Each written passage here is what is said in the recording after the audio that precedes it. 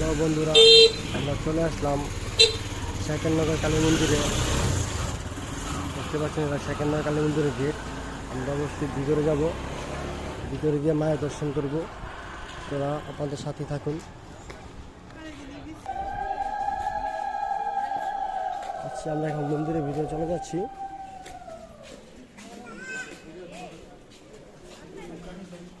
এখানে বছরে অনেক জমজমাট করে পুজো হয়। এখানে দুর্গা মন্দির, এবার এই দুর্গা মন্দিরটা নতুন করে করা হচ্ছে, সামনে করবে।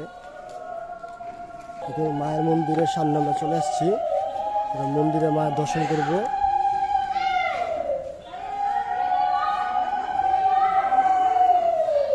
মায়ের মুখটা অপরূপ দৃশ্য, জাগ্রত কালী মন্দির।